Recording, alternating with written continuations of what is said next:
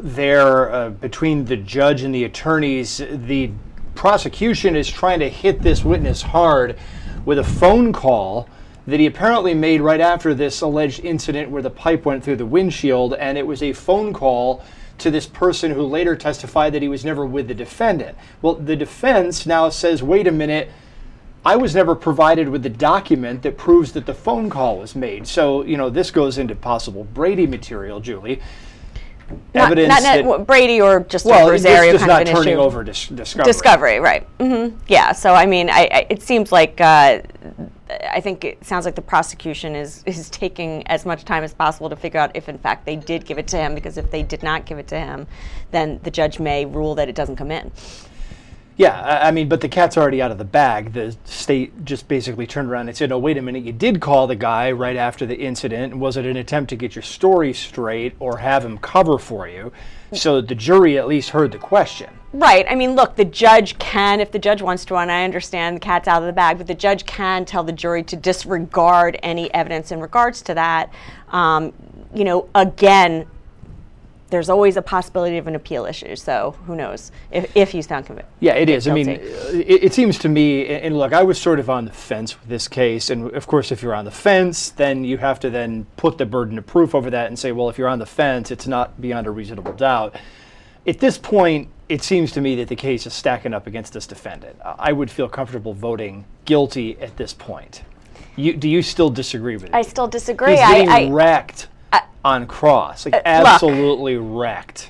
By the way, many people get wrecked on cross. That doesn't mean they're guilty of murder. I mean, I hear you. And by the way, he's doing a fantastic job of cross-examining this individual. I think this is the best cross that I can remember ever seeing. He's just smooth, but you also have to understand that your cross is as strong as the person you're crossing. And so this is not a guy who, to me, is of strong intellect. This is not a guy who's going to be aggressive towards him. And, I believe that, some can view this as a prosecutor who has a little more experience, knowing how to manipulate someone who has less experience. I agree with you that the prosecutor is winning this competition. I am still having trouble with this case. Now, I mean, we could go on for days about the defense's experts and how they blew this case wide open. But I'm still having reservations about the guilt of this individual, and that's my right to not be swayed. That surprises me, because there are people who have a career in criminal defense work who sit in that chair, and it seems to them nobody is ever guilty of anything. Right. You've sat on both sides of the aisle, so you've prosecuted people, and now you defend people. Right. And why in this one are you still on the fence? It's funny because, I wasn't on the fence.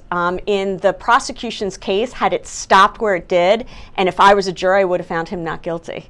The defense wouldn't have had to put on anything, and I, as a juror, would have believed that there was not enough evidence to convict this individual of those crimes.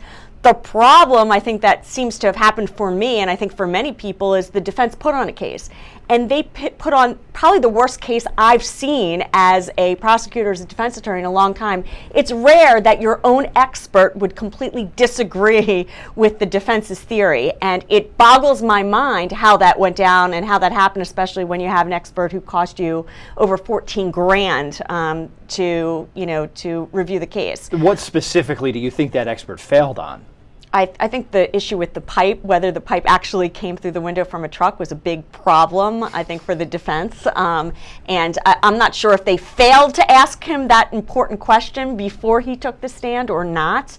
But I think that the defense's case has unraveled. And I got to ask myself did the defense's case unravel because he's guilty, or because the defense chose experts that didn't know what they were doing? I don't know. Well, look, I mean, the defense attorney who is handling this case is one of the more esteemed ones in the state, based on my experience living there. So he's got a good reputation. So explain to me how he puts an expert on the stand that completely annihilates his case. Explain what defense attorney... look, there are Because no other expert would take the case because they thought the guy was guilty, so they wind up with an expert who can't get his facts straight. What's the basis of you saying that? There's no basis. I'm speculating, but I mean, Exactly. seriously. Then you don't, so then don't why? put an expert on the stand. Why would you put an expert on the stand if you didn't know the answers to the most paramount question as to whether or not the defendant's theory was correct or not? He got on the stand and basically took the prosecution's position.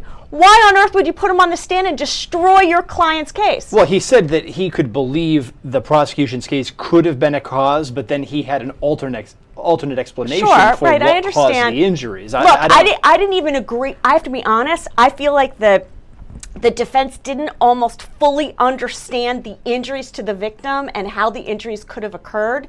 And I feel like they relied too much on an expert to say where these injuries came from. I think there was many explanations where like including the injuries to the neck and some of the injuries to the nose and other aspects that could have been explained. By the way, you didn't even need an expert to explain it. You could have done it on summation. And I think for me, I'm just telling you, like the case went straight downhill when the defense took over. And that's never what you want as a defense attorney. Oh, yeah. I mean, I think that the defense is proving me of his guilt, and this cross-examination is just another but who do you element blame, of but that. who do you blame for that? I understand the defendant's not doing a great job, and I understand many times the defendant chooses to testify if he wants to, even against the advice of counsel. So let's put that aside. Before the defendant ever took the stand, we have this expert witness that was supposed to basically blow the prosecution's case out of the water. He did a horrendous job. It wasn't just about that. Every answer he gave was so completely like milk toast. Like he didn't really have the answer to anything. Who chose that person as an expert? Who, by the way, I don't even know what he's an expert in. I mean, he starts talking about memory. I didn't know what he was talking about half the time. With the guy yesterday with the biomechanics expert. And memory, and he's talking about how people, who is he and what's he an expert in? And why is he on this case that is involving a person's liberty? I don't get it. So your tactic would have been to not put the guy on. I'm certainly not putting on an expert that's going to destroy me. I understand that it happens. Keep in mind, there are times when experts get destroyed on cross-examination. This guy wasn't doing so well in direct. So how is he on the stand?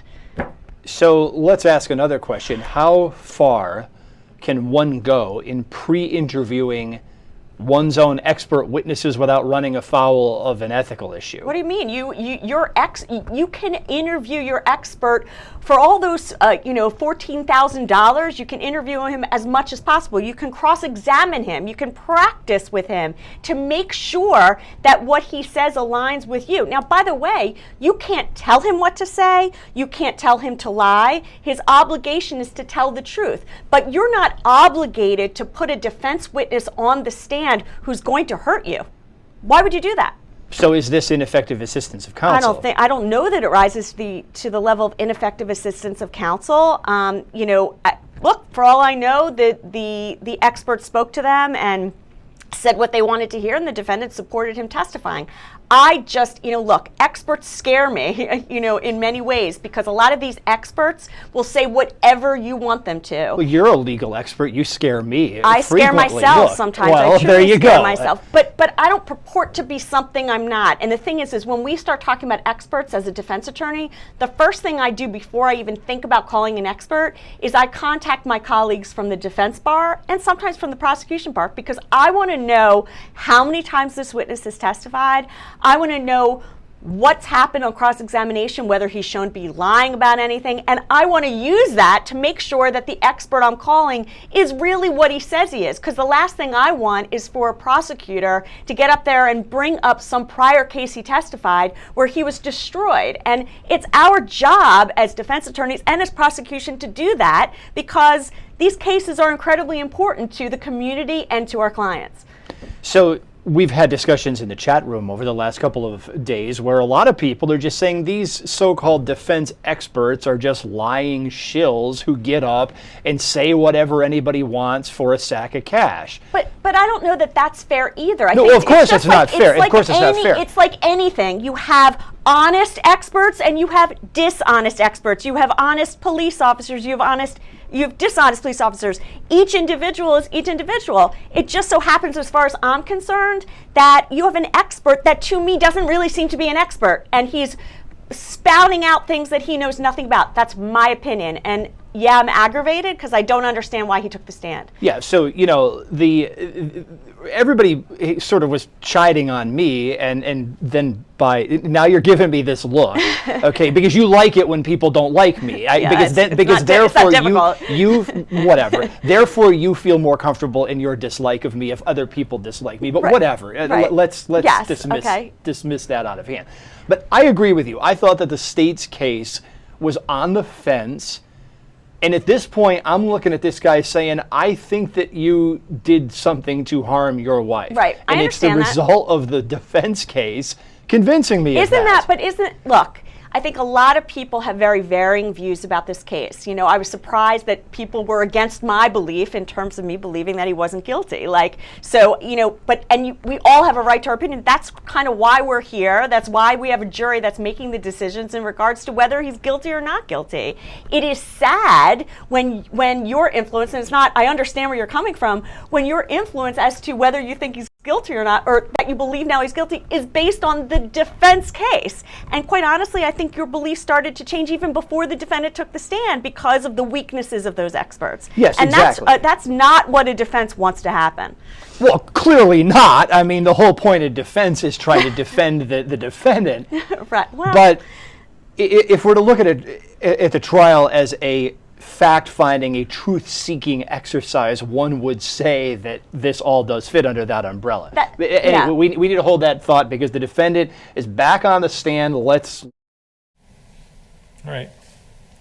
If the jury's ready, then you can bring the jury back in.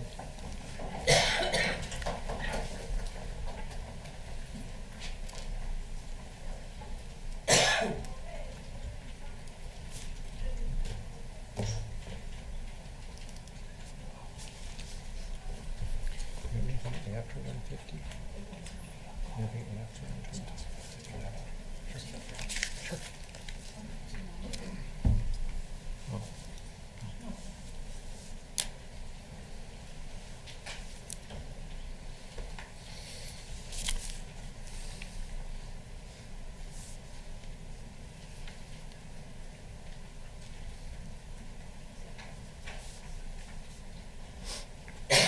All right, you may all be seated. All right, ladies and gentlemen, there was an objection, and that's been resolved. So, Mr. Greenke, you can continue with your cross. Mr. Kendhammer, do you remember calling Justin Heim on September 22nd? No, I do not. Do you remember getting a call back from him on September 22nd? No, I do not. Would there be any reason for you to call him that day? No, there would not be. During the interview that was conducted with Investigator Leinfelder and Sergeant Yaley, they challenged your story about where you were driving that day. Do you remember that? Yes. A number of times they kept telling you that it didn't make any sense that you would be driving around looking for Justin Heim's house, right? Correct. You got mad at them when they challenged that story, right? I don't believe I got mad at them, no. You acted insulted that they would be challenging your story? I may have, yes. You said you wouldn't change your story, it's 100% true? Yes. You said you wouldn't snap? Correct. But now we know they were right to question that story about Justin Heim because it wasn't true. Correct.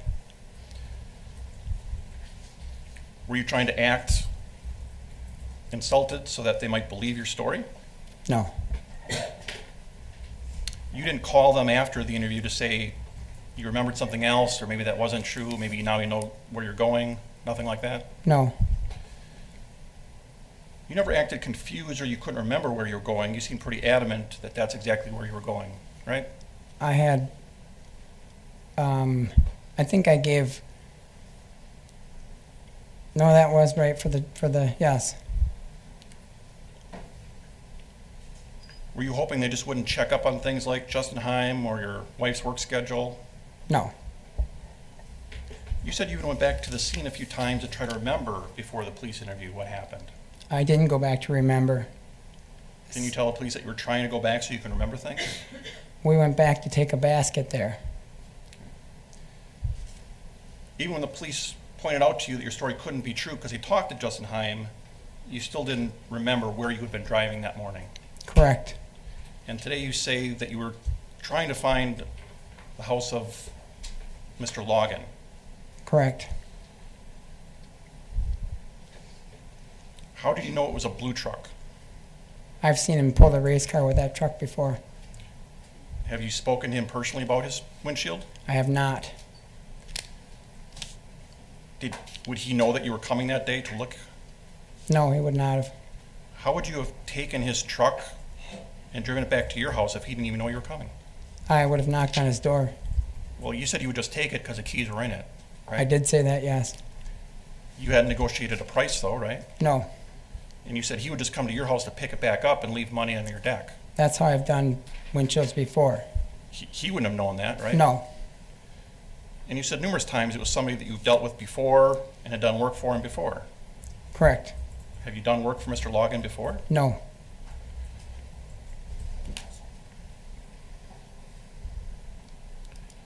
Did you change your story for trial because you knew the police had figured out your lies? no. When was the conversation that Mr. Logan might have a truck that needs a windshield? In the lunchroom at Crown. When? I can't recall when. The day before, the week before, No, it was, months? I don't recall. It wasn't a day or a week. More than months? It wasn't more than months, no. Month, maybe. I can't recall for sure.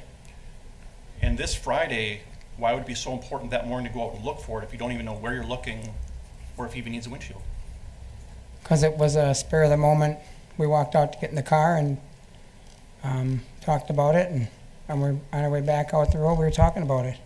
Why would you talk about something that was months old on the way to her work? We always talked about Why would you talk different about things. this? I have no idea. Why wouldn't you take her to work and then go driving around looking for a truck? I don't know that either. In the interview, at one point, do you remember the investigators trying to ask you how you got her out of the car? And you said you don't think it was nice? Yes. And they were trying to ask you how you grabbed her. Was it by an arm and a leg? How exactly it happened? Do you remember that? I do, yes. Your response was, I've never ever in 28 years never touched her or grabbed her or raised my voice with her, and I was mad at myself for some reason. What were you mad at yourself about? How I pulled her out of the car and fell with her. Well, how does that raise the idea of domestic violence in 28 years, never touching her, grabbing her, raising your voice? I may have, I don't know. At that point in the interview, nobody had suggested that you hurt her or they were suspecting you. That came from you first. How far into the interview was that? Half hour? I don't know. Is it because you had a guilty conscience? No. Is it because you were mad at her for what you did to her? No. That's all I have. Thank you, Mr. Greenkey. Really, anything else?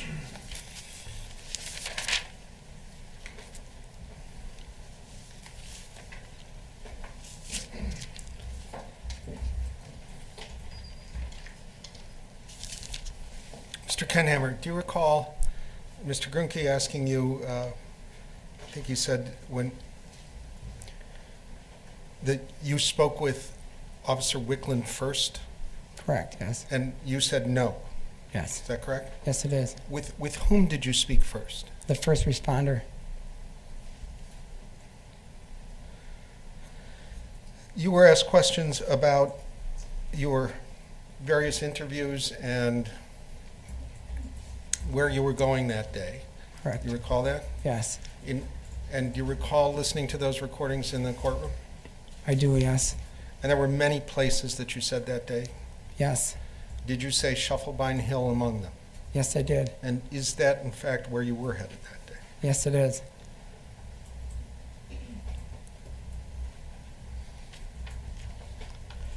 You were asked about when Barb normally went to work. Do you recall that? Yes. And do you recall Mr. Grunke saying you couldn't show him a day when Barb went to work at 8:30? Yes. But you testified that there were days she went to work at 8:30. Yes. Is that correct? Yes, it is.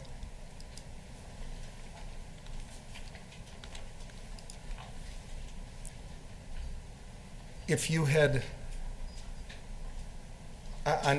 well, I'll withdraw.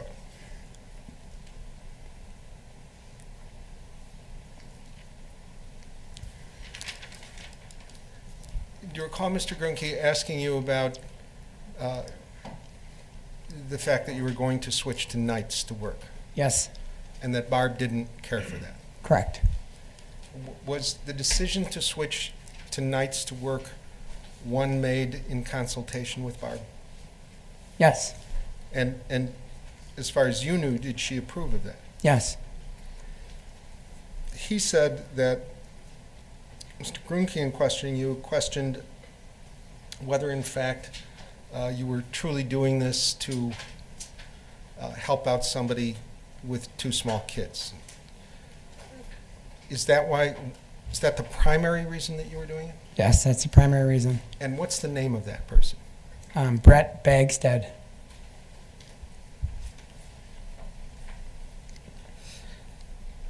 You were asked about an Allied Electric bill, is that correct? Correct.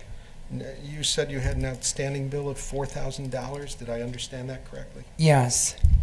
And what was that for? It was for some work that was, when we accepted an offer on the home, we had to do some work in the basement. They wanted some stuff finished off. Okay, so stop right there because you know what you're talking about, but I'm not sure we all do. Okay. Was there a spec home that you were building, Yes, there was. that both you and Barb were building? Yes. And at what stage of development was that on We- September 15 of last, or 16 of last year? We had had it up for sale. We just put it up for sale. Okay. When you built spec homes or remodeled homes and sold them, did you accumulate bills with suppliers and subcontractors? Yes, we did. And was it your practice to pay those bills after the remodeled or new home was sold? Yes. And is that something which you did often at the closing of, No, we do it after the closing. after the closing? Yes. Is that what you did in every instance? A lot of them, not everyone. Now, the Allied Electric bill applied to which home? The last spec home we did in West Salem. And when was that sold?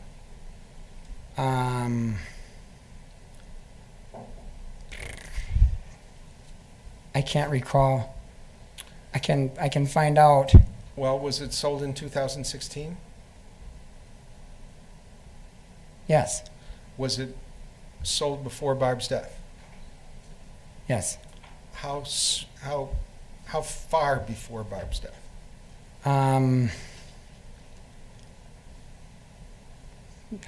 2 or 3 weeks.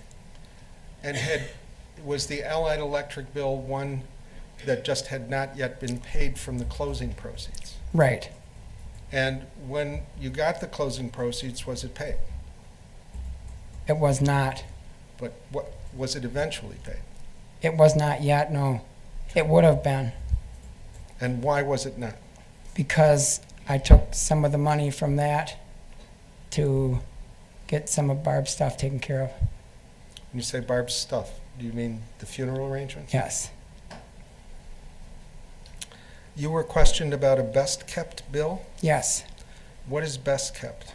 It's a portable outhouse thing. Porta potty, portable things. And what was this a bill from? He would bring a porta potty to the spec homes. When you were working on them? Yes. And this was the bill for having done that? It was a bill from the previous one, yes. And there was at some point in the questioning that you said this was a bill that had in fact been paid. Yes. Can you explain to the jury what that was about? Well, Chuck and Wendy Kaiser. Wendy Kaiser works in the kitchen at the high school in West Salem, and that's Chuck's wife. And then they've got a kid that's working in the business that's still like getting involved in their portable business. So we would always work out a deal with Chuck that he would drop an outhouse off for us, and then we'd just pay him cash through Wendy for the outhouse. So we didn't run it through no bills or nothing. Well, this one got ran through a bill, an actual bill mailed, and it was paid cash through Wendy. So it got mixed up coming through, and that's where the mix-up was with it. And was that straightened out? Yes, it was. And had you in fact paid the bill? Yes, it was. You were asked about the scratches on your neck and a comment I believe which you made to Officer Amundsen, who was taking pictures of them. Do you recall this questioning? Yes. And do you recall Officer Amundsen testifying that you attributed them to working with glass? Yes. Now, at the time that Officer Amundsen took those photographs, had you seen the scratches on your neck? No.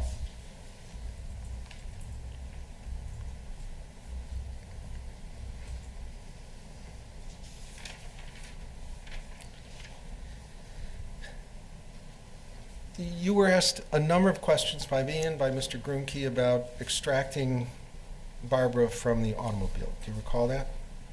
Yes. Do you recall being asked about which direction you walked around the car? Yes. Do you recall being asked about why you chose that direction? Yes. Did you choose a direction? I didn't choose any direction. I reacted. Is what I did. You were asked a lot of questions about why you did certain things at the scene of the accident. Were you reasoning things through in those seconds and minutes? No. What were you doing? Reacting. And why were you reacting? What were you trying to accomplish? I was trying to help my wife.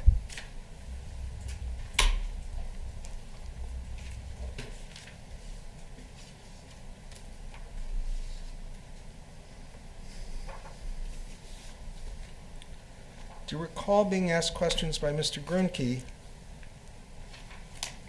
about whether any dirt that was in the car had been disturbed when you helped Barbara get out of the car? Yes, I do.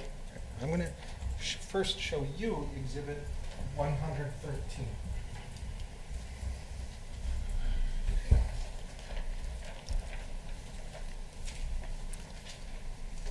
And before I put it up on the screen, I want you to take a good look at it while it's in your hands.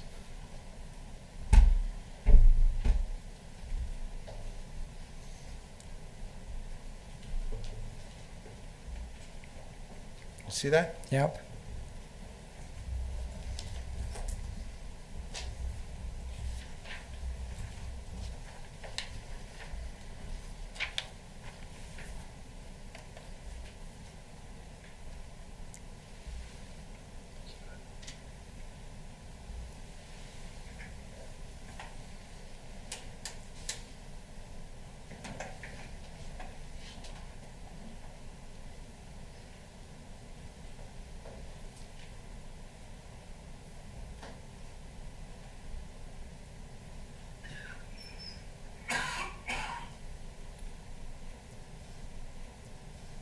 Do you see dirt on the passenger seat here? Yes, I do. I'm going to hand you a laser pointer.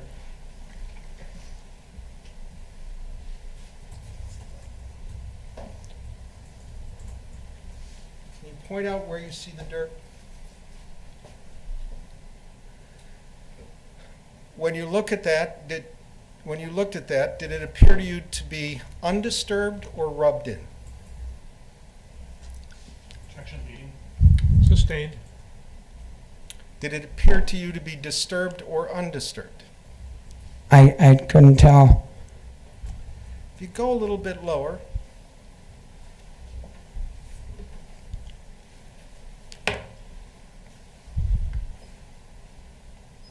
at this part, you see there? Yes, I do. And you see kind of a smudge around here as well? Yes. Do you know whether in attempting to extract Barbara from the car, do you recall whether you might have stepped up on the bottom rim of the door? I don't recall.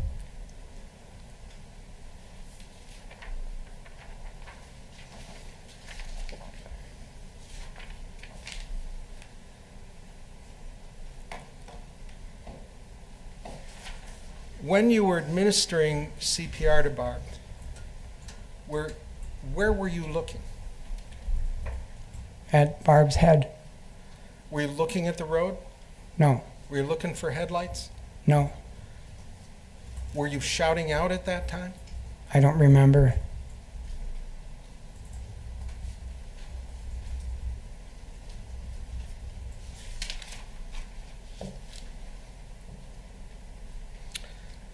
You were asked a question about whether it was difficult for you to punch upwards into the windshield. Do you recall that? Yes, Do you recall that I asked you on direct examination whether you were sitting in your seat or whether you at all rose out of your seat? correct. And do you recall your answer? I do not. Do you recall whether you remember whether you were sitting or whether you might have risen out of your seat? I don't remember. When you punched the windshield, do you know whether you did it in an upward punch, whether you were out of your seat and did it straight across, or significantly out of your seat and did it in a downward motion? I don't know.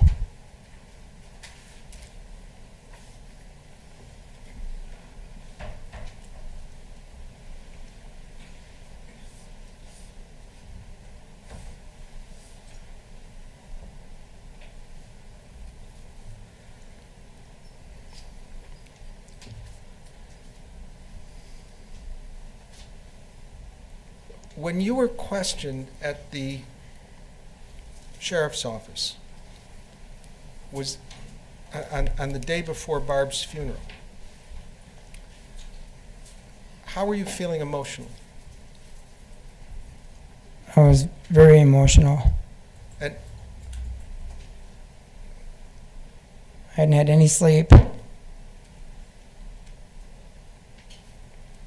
what was it like to sit there and be asked questions that were suggesting that you had killed your wife?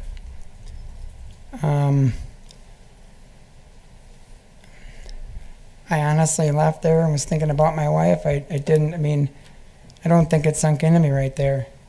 I mean, it did several times, but when I left there, my goal was Barb again. And here in court today, when you were asked repeatedly whether and how you struck Barb, how does that feel? It hurts. Did you ever strike Barbara Kendhammer? No, And when you said you were mad at yourself at the time you extracted her from the car, why were you mad?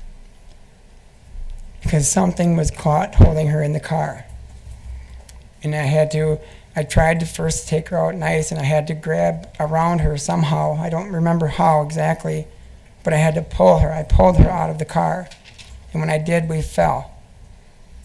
And were you concerned about whether you had injured her even more? More, yes.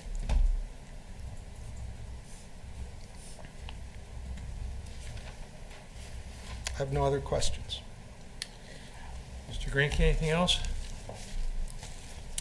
No, Your Honor. Okay, at this time, does any juror have a question of Mr. Kendhammer? See some hands? Okay. 531.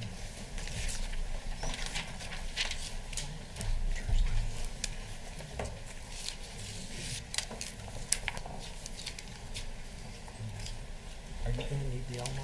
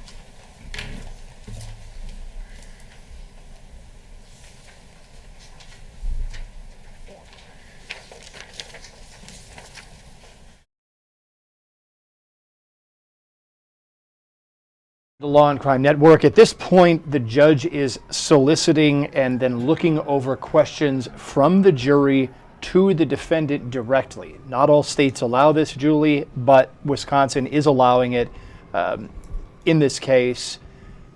One has to wonder what's going through the minds of the jurors at this point. Yeah, I don't, look, I don't think the defendant is doing a great job or the prosecution is doing a fantastic job. I think, since we don't have this in New York, it's amazing to me because I think both the prosecution and the defense, when they hear the questions asked by the jurors, are going to either have pits in their stomach or feel amazing, depending on what those questions are, because I think it really at least it begins to kind of tell which way the jury's going, although keep in mind sometimes these are questions from one juror and not from all of them. Yeah, exactly. People were saying yesterday, wow, these jurors sound like they want to convict this guy, but we don't know if it was one juror asking 3 questions or if it was 3 jurors each asking 1 question. We say the same thing when you have alternates. We always say don't ask the alternates what they think, because usually the alternates are completely different in terms of their viewpoint as to the outcome of the case as what the jury eventually finds. So it's the same thing as jury notes. It's kind of like reading tea leaves. You're guessing about which juror's asking the question and why. Do you think the cross-examination of this witness was almost overly combative?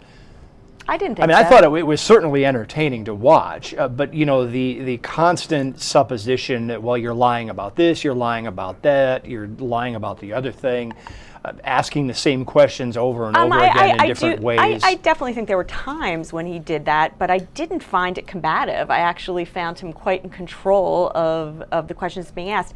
I do, again, it's up to whether the jury starts to feel sorry for the defendant or not that he's re-asking those questions. It's really also up to the defense to object at certain points, to say these are asked and answered, these are asked and answered.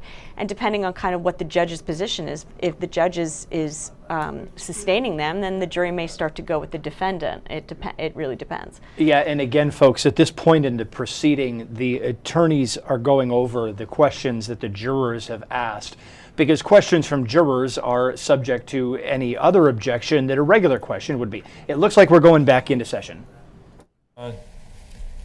Did you both get out of your car at the Thompson house that morning? No, we did not.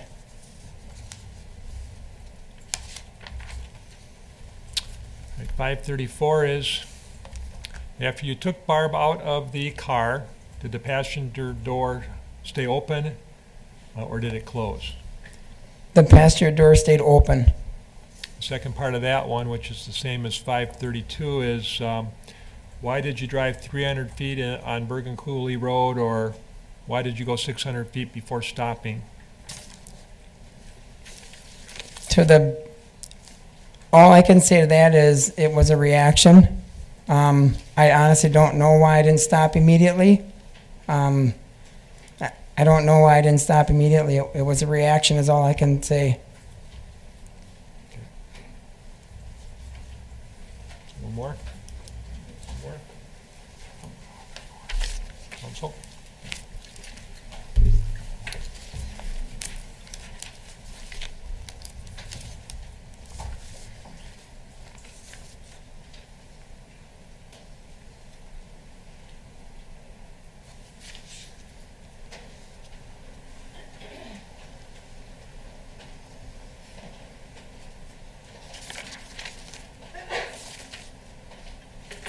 There's 4 of them, so this is 535.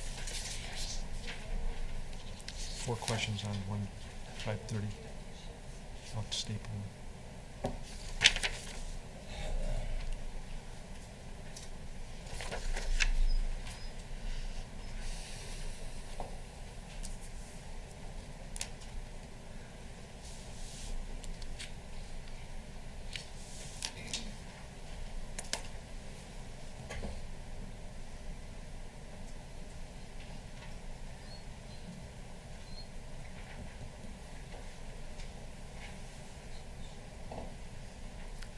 That's all when it's over.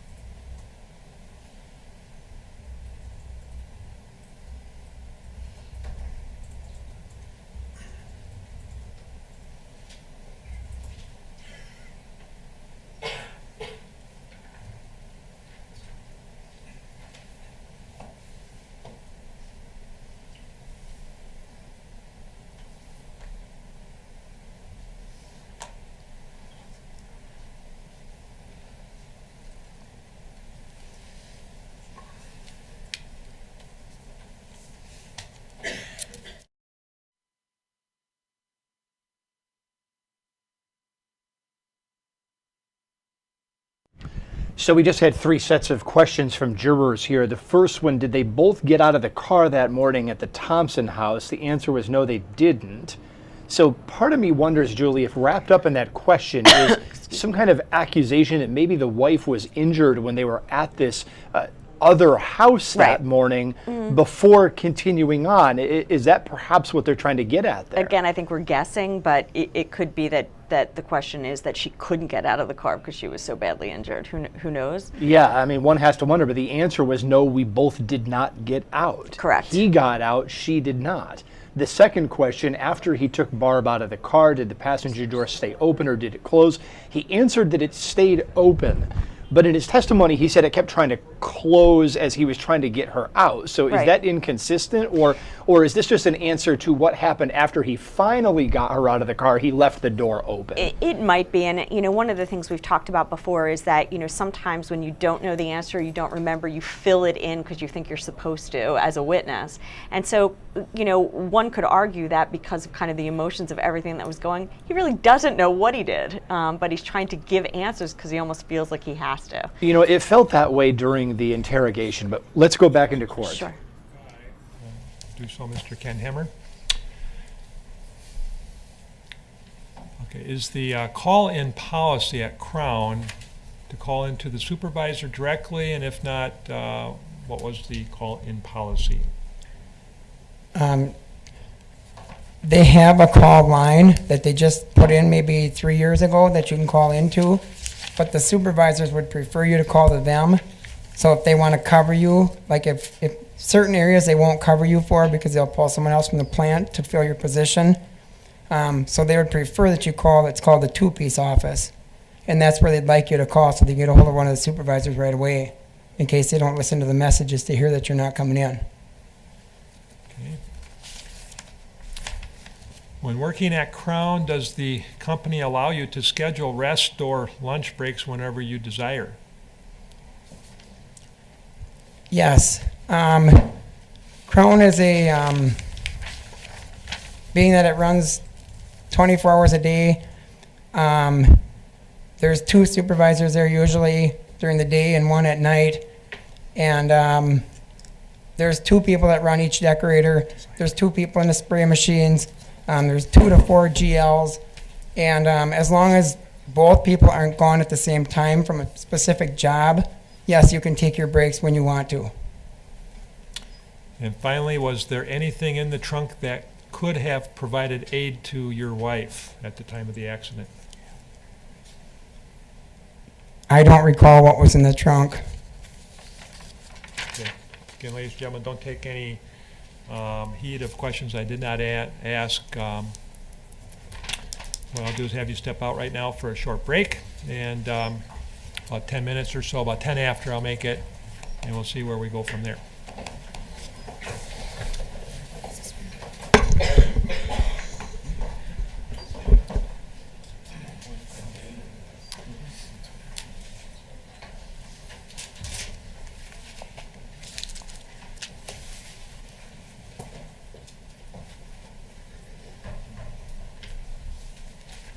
Kendhammer, you have any exhibits there? Yes, I do, Your Honor.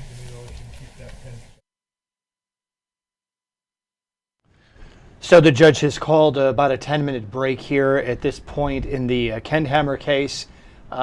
He let the jury out, but let's listen back in because it sounds like he's addressing the attorneys. Jury instructions, if you can look at those at some point, perhaps edit them down somewhat. There's a couple that you can look at and see how you want them to go. Most of the ones that need work have some highlighting on it, so we can do that tomorrow morning. I guess for the afternoon, what's your next course of action here? You want to tell? Judge, I have 4 witnesses here for the afternoon. I think we can get them in. They're, at this point going forward, I think it's safe to say the witnesses will be much shorter than the previous defense case witnesses. That's fine. So I'd like to try to keep them rolling through if we can. There are a couple here that I very much want to get to today because of their work schedules and whatnot. That's fine. And then just for tomorrow, what do you anticipate tomorrow? I anticipate that we can put the rest of our case in tomorrow. It's difficult for me at this juncture to I don't care. I just want to see about where you're at. There's some planning that needs to be done. My thought is I can get the rest of our case, and I'm doing the majority of the rest of the case. And I think, and perhaps optimistically, we can do it by mid-afternoon, which I would hope would give Mr. Grinke time for any rebuttal that he may have, although I can't speak as to how much he has. And then my hope is we would do closings on Thursday morning. That's sort of my... That's fine. You anticipate rebuttal of some sort? I think at this point, some very short. Don't matter how long it is, I just want to have an idea. Okay. I'm thinking of getting it done tomorrow. Right. It works out the way it's supposed to. There is the potential for sequestration of the jury, so we're looking now at Thursday night then, right? Does that sound reasonable? Well... Not tomorrow. No, yeah, I understand, and as I'm just thinking out loud, did you not say that Thursday morning would be a late start because of your schedule? No, tomorrow morning is a short, late start tomorrow. Oh, I'm sorry. Tomorrow morning's a late It's start. an Okay. hour late. Okay. If we get done late enough on Thursday, I guess I can see about sending them home and have them start deliberations Friday. So we'll just see where we're at. But it won't be before Thursday, correct? So, I believe, especially with a late start tomorrow, I believe we'll take all day tomorrow. Yeah. all right. Anything else anyone wants to put on record before we take the rest of our break? No. Okay. About 10 after.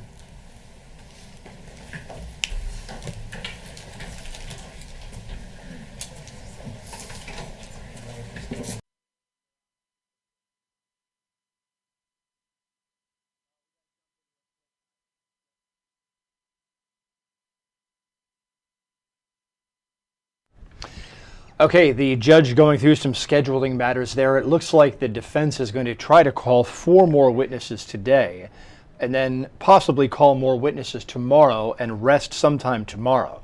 The state said it anticipates a short rebuttal, presumably very short, based on the way the rest of this case is going, and that we might have closing arguments on Thursday in this particular matter. So Julie Rendelman remains along with me here. We had a couple of other jury questions there going into the break, questions about why he drove as far as he did down the road, and then a lot of questions about how things go at work. It seems that they're really trying to get into whether or not this call-in, because the defendant said that he wasn't planning to take a vacation day to go to this festival. He was planning to call in sick. And the state hit him with some pretty harsh cross-examination about that, because apparently he had built up a disciplinary history at work for calling in sick too much, and that he would have risked the strong chance of discipline for calling in that particular day.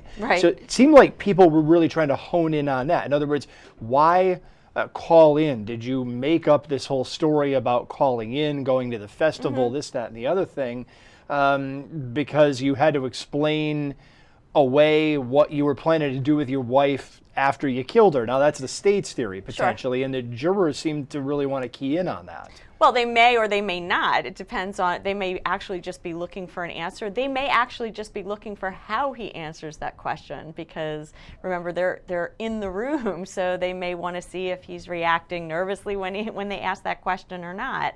There could be an argument to be made is if he's built up the disciplinary record because he's always calling in sick, then one should not be surprised that he's calling in sick again. That's kind of the thing he does. So it might argue the other way. With regards to the other question, why he went so far or whatever, I think, his response made sense. I mean, to me, again, I'm probably alone in this. Well, look, I mean, it's plausible that he's not sure what he's doing at that moment. He's not sure how to react or what he's doing in terms of kind of not understanding fully what's happening when something like this has happened. Yeah, I mean, it's at least consistent with the rest of his story. While I, whipped off the road and kind of went some distance until I stopped. I mean. But they, perhaps there's someone that questions why it is that he continued to drive knowing that she was injured at that point. I don't know. Yeah, and even then, I mean, he went around the corner. It's not like he drove a half a mile or even a quarter of a mile. He got off the intersection and then he stopped. Now, in the state's theory of things, that's where he was attacking her. And the reason that a passerby couldn't see him was because he was down in the ditch doing harm to his wife. That seems to be the state's version of things. They seem to think that at least some of the attack happened there. Right. Look, I understand that's their theory. Again, I think there were plausible explanations why an individual would drive by and not see what he would see. Look, many would argue that had he been beating her, even if it's further off, that someone would have noticed that. And so the fact that they didn't, see anything is just either an indication that they didn't think anything significant was happening. There was someone who testified that it may have been like the glare of the sun at some point, which is why they couldn't see the cracks in the window. And I remember there was some picture of the vehicle where I actually admit that I couldn't see the cracks in the car from a certain vantage point. Yeah, I'll probably face criticism for saying this, but one of the things that I thought, I've been a photographer most of my life. I started publishing when I was very young, and cloudy days cause funky reflections off of windshields a lot of times. And in order to cut through the glare, you have to put a polarizing filter on a camera lens. Right. So, if you've got low light, cloudy sky, rain starting to come down, could that have masked a break in a windshield? Well, in theory, it could have. But see, this is the thing, is you start adding up. I mean, so that might explain away why this person didn't think the windshield was broken. But the person may not have been focused on whether the windshield was broken. Well, he said that he was looking through it, and that's how he noticed that the door was open. I understand that, and I understand individuals in retrospect will remember things a certain way. They do sometimes get it wrong. Even the most innocent of witnesses may not be completely accurate about kind of what they recall. Yeah, I mean, this second picture that we put up right now, I mean, this is a wide shot of the car in the ditch, and clearly the windshield was broken at that point. Now, I'm looking at it at a monitor across the room, but from the angle that I'm looking at it, that windshield doesn't look like it's smashed. I can't see it smashed. Now, I'm not the greatest. I can't see very well, but I can see from far away, and I don't even notice that it's I thought you were crashed. perfect. Sorry. Many think that, or actually very few do, but I don't see it cracked there. And there was another picture that actually similarly, I didn't even notice that that there was cracks to the window until it was more. They showed more close-up photos. Yeah, exactly. But I think that when you start adding it all up, the state seems to have the upper hand at this point in the case. I think they took down this guy's story. Now, one thing I will say that bothered me about the interrogation, and look, I get that I'm opening myself up for more criticism. Just so interrogation meaning what happened today? The police interview. The police interview. Now, they kept telling him he was free to leave because they were trying to get around it being a custodial interrogation. At one point, he almost did invoke his right to an attorney. He kind of talked himself out of it, and they prodded him to keep going in that direction. Bottom line, look, lesson overall, you invoke attorney, they have to stop. Right. Okay, that's, well, they're supposed to. Right. Well, if they don't stop, it's inadmissible. But anyway, so one thing that did bother me about the way that interrogation played out is that he kept saying over and over again he didn't know. And they kept hitting him with the same questions over and over and over again. And at some point in it, he seems to just start to speculate and say, well, I don't know, but maybe it happened this way. I can't remember. And they're trying to take that maybe answer and say, well, that's his story. Well, I mean, if in his prior statements he says, I'm not sure how it happened, it may have happened this way, right?